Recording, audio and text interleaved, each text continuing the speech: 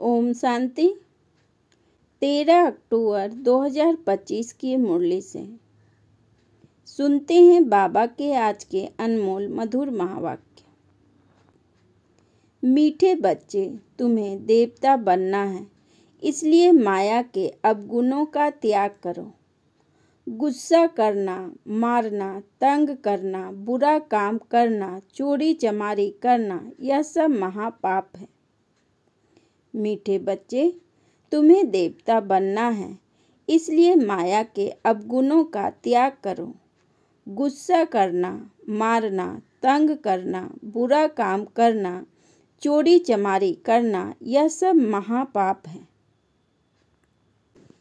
प्रश्न: इस ज्ञान में कौन से बच्चे तीखे जा सकते हैं? घाटा किन्हें पड़ता है? उत्तर: जिन्हें अपना पोता मेल रखना आता है, वह इस ज्ञान में बहुत तीखे जा सकते हैं। घाटा उनको पड़ता है जो देही अभिमानी नहीं रहते। बाबा कहते, व्यापारी लोगों को पोता मेल निकालने की आदत होती है, वह यहाँ भी तीखे जा सकते हैं। गीत मुखड़ा देख ले प्राणी। ओम शांति। रूहानी पाठधारी बच्चों प्रति बाप समझाते हैं, क्योंकि रूह ही पाठ बजा रही है बेहद के नाटक में। है तो मनुष्य का ना। बच्चे इस समय पुरुषार्थ कर रहे हैं, भल वेद शास्त्र पढ़ते हैं, शिव की पूजा करते हैं, परंतु बाप कहते हैं इनसे कोई मेरे को प्राप्त नहीं कर सकते, क्योंकि भक्ति है ही उतरती कला। ज्ञान से सद्गति होती है तो जरूर कोई से उतरते भी होंगे। यह एक खेल है जिसको कोई भी नहीं जानते। शिवलिंग को जब पूजते हैं तो उनको ब्रह्म नहीं कहेंगे, तब कौन है जिसको पूजते हैं? उनको भी ईश्वर समझ पूजा करते हैं। तुम पहले पहले भक्ति शुरू करते हो तो शिवलिंग हीरे का बनाते हो, अभी तो गरीब बन गए हो तो पत्थर का बनाते हैं।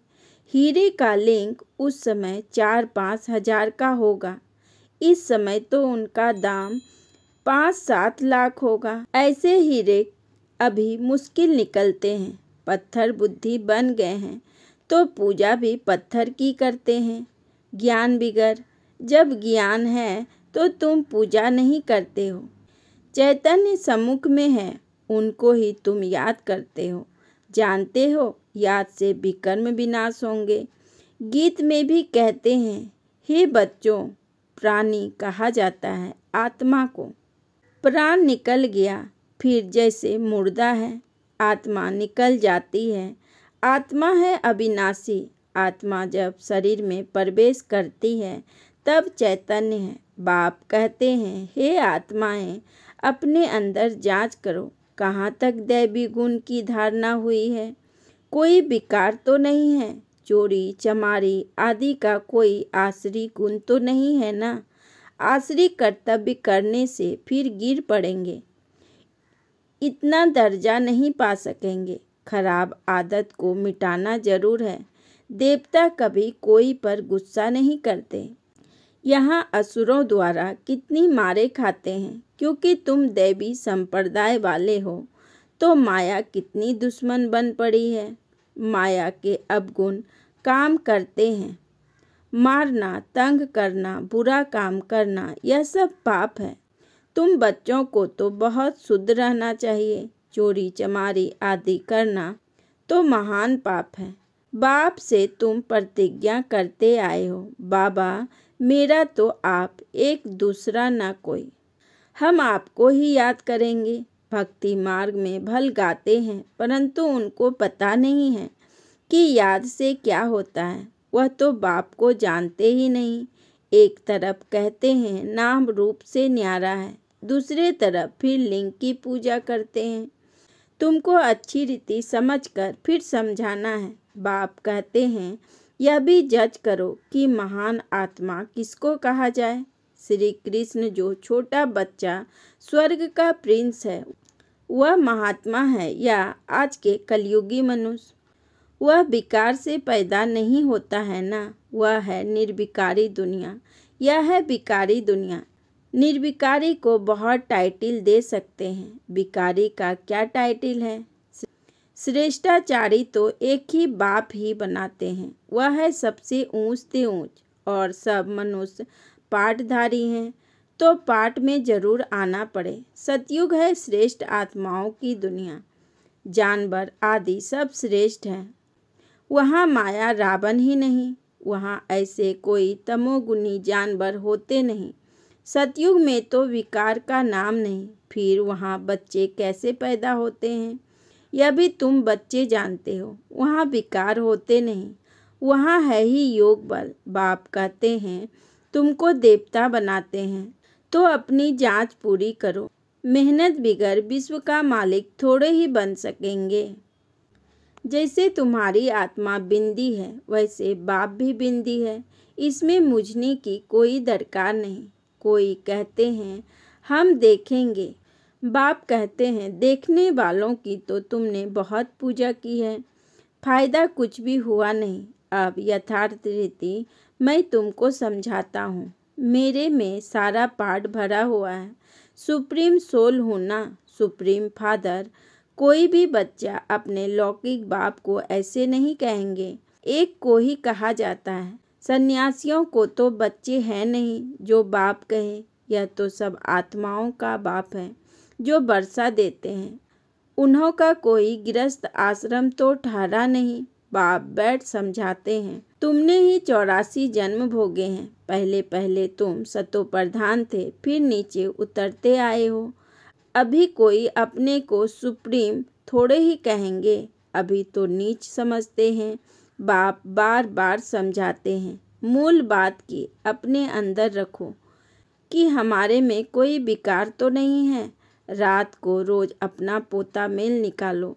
व्यापारी हमेशा पोता मेल निकालते हैं ना, गवर्नमेंट सर्वेंट पोता मेल नहीं निकाल सकते। उन्हों को तो मुकर्रर तनख्वाह मिलती है। इस ज्ञान मार्ग में भी व्यापारी तीखे जाते हैं, पढ़े लिखे ऑफिसर इतना नहीं। व्यापार में तो आज 50 कमाया कल 60 कमाएंगे, कभी घाटा भी हो जाएगा। गवर्नमेंट सर्वेंट की फिक्स पे होती है। इस कमाई में भी अगर देही अभिमानी नहीं होंगे तो घाटा पड़ जाएगा। माताएं तो व्यापार करती नहीं, उसके लिए फिर और ही सहज है। कन्याओं के लिए भी सहज है, क्योंकि माताओं को तो सीढ़ी उतरनी पड़ती है। बलिहारी उनकी जो इतनी मेहनत करती है। कन्याएं तो विकार में गई ही नहीं तो छोड़े फिर क्या। पुरुषों को तो मेहनत लगती है, कुटुंब परिवार की संभाल करनी पड़ती है। सीढ़ी जो चढ़ी है वह सारी उतरनी पड़ती है। घड़ी घड़ी माया थप्पड़ मार गिरा देती है। अभी तुम बीके बने हो, कुमारियाँ पवित्र ही होती है। सबसे जास्ती होता है पति का प्रेम। तुम्हें तो पतियों का पति परमात्मा को याद करना है और सबको भूल जाना है। माँ बाप का बच्चों में मोह होता है। बच्चे तो है ही अनजान, शादी के बाद मोह शुरू होता है। पहले स्त्री प्यारी लगती है, फिर विकारों में ढकेलने की सीढ़ी शुरू कर देते हैं। कुमारियाँ निर्विकारी है तो पूजी जाती है। तुम्हारा नाम है बीके, तुम महिमा लायक बन फिर पूज्य लायक बनते हो।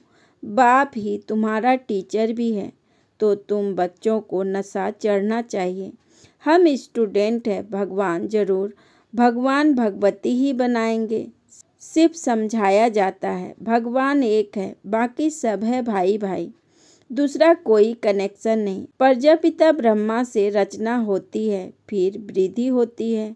आत्माओं की वृद्धि नहीं कहेंगे, वृद्धि मनुष्यों की होती है। आत्माओं का तो लिमिट नंबर है, बहुत आते रहते हैं। जब तक वहाँ हैं आते रहेंगे, झाड़ बढ़ता रहेगा। ऐसे नहीं कि सूख जाएगा। इनकी भेंट बनेन ट्री से की जाती है। फाउंडेशन है नहीं, बाकी सारा झाड़ खड़ा है। तुम्हारा भी ऐसे है, फाउंडेशन है नहीं, कुछ ना कुछ निशानी है। अभी तक भी मंदिर बनाते रहते हैं। मनुष्यों को थोड़ा ही पता है कि देवताओं का राज्य कब था, फिर कहाँ गया। यह नॉलेज तुम ब्राह्मणों को ही है। मनुष्य को यह मालूम नहीं कि परमात्मा का स्वरूप बिंदी है। गीता में भी लिख दिया है कि वह अखंड ज्योति स्वरूप है। आगे बहुतों को साक्षात्कार होता था भावना अनुसार, बहुत लाल हो जाते थे, बस हम नहीं सहन कर सकते। अब वह तो साक्षात्कार था। बाप कहते हैं साक्षात्कार से कोई कल्याण नहीं। यहाँ तो मुख्य है याद की यात्रा। जैसे पारा खिसक जाता है ना, याद भी घड़ी घड़ी खिसक जाती है। कितना चाहते हैं बाप को याद करें, फिर और ख्याल आ जाते हैं। इसमें ही तुम्हारी रेस है। ऐसे नहीं कि फट से पाप मिट जाएगा, समय लगता है। कर्मातीत अवस्था हो जाए तो फिर यह शरीर ही ना रहे, परंतु अभी कोई कर्मातीत अवस्था को नहीं पा सकते, फिर उनको सतयुगी शरीर चाहिए। तो अब तुम बच्चों को बाप को ही याद करना है। अपने को देखते रहो, हमसे कोई बुरा कर्म तो नहीं होता है। पोता मेल जरूर रखना है। ऐसे व्यापारी झट साहूकार बन सकते हैं।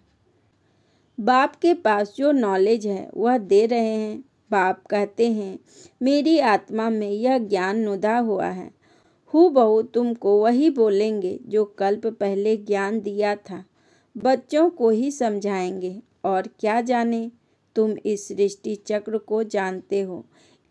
इसमें सब एक्टर्स का पार्ट नुदा हुआ है। बदल सदल नहीं सकता, ना कोई छुटकारा पा सकता है। हाँ, बाकी समय मुक्ति मिलती है।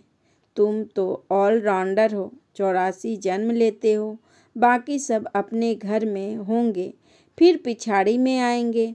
मोक्ष चाहने वाले यहाँ आएंगे नहीं, वह फिर पिछाड़ी में चले जाएंगे। ज्ञान अभी सुनेंगे नहीं। मच्छरों सदृश आए और गए। तुम तो ड्रामा अनुसार पढ़ते हो। जानते हो बाबा ने 5000 वर्ष पहले भी ऐसे राजयोग सिखाया था। तुम फिर औरों को समझाते हो कि शिव बाबा ऐसे कहते हैं। अभी तुम जानते हो हम कितने ऊंच थे, अब कितने नीच बने हैं। फिर बाप ऊंच बनाते हैं तो ऐसे पुरुषार्थ करना चाहिए ना। यहाँ तुम आते हो रिफ्रेश होने। इसका नाम ही पड़ा है मधुबन। तुम्हारे कलकत्ता व बम्बई में थोड़े ही मुरली चलाते हैं, मधुबन में ही मुरली बजे। मुरली सुनने के लिए बाप के पास आना होगा रिफ्रेश होने। नई नई पॉइंट्स निकलती रहती है। सम्मुख सुनने में तो फील करते हो, बहुत फर्क रहता है। आगे चल बहुत पाठ देखने हैं। बाबा पहले पहले सब सुना दे तो टेस्ट निकल जाए। आहिस्ते आहिस्ते इमर्ज होता जाता है। एक संकीर्ण ना मिले दूसरे से। बाप आए हैं रूहानी सेवा करने, तो बच्चों का फर्ज है रूहानी सेवा करना। कम से कम यह तो बताओ, बाप को याद करो और पवित्र बनो। पवित्रता में ही फेल होते हैं क्योंकि याद नहीं करते। तुम बच्चे को बहुत खुशी होनी चाहिए। हम बेहद के बाप के सम्मुख बैठे हैं जिनको कोई भी नहीं जानते। ज्ञान का सागर वह शिव बाबा ही है। देहधारी से बुद्धि योग निकाल देना चाहिए। शिव बाबा का यह रथ है। इनका रिगार्ड नहीं रखेंगे तो धर्मराज द्वारा बहुत दंडे खाने पड़ेंगे। बड़ों का रिगार्ड तो रखना है ना। आदि देव का कितना रिगार्ड रखते हैं। जड़ चित्र का इतना रिगार्ड है तो चैतन्य का कितना रखना चाहिए। अच्छा, मीठे मीठे सिक्की लदे बच्चों प्रति माता पिता बाप दादा का याद प्यार और गुड मॉर्निंग। रूहानी बाप की रूहानी बच्चों को नमस्ते। हम रूहानी बच्चों की रूहानी बाप दादा को पदम गुना नमस्ते नमस्ते नमस्ते। Good morning. शुक्रिया बाबा, शुक्रिया।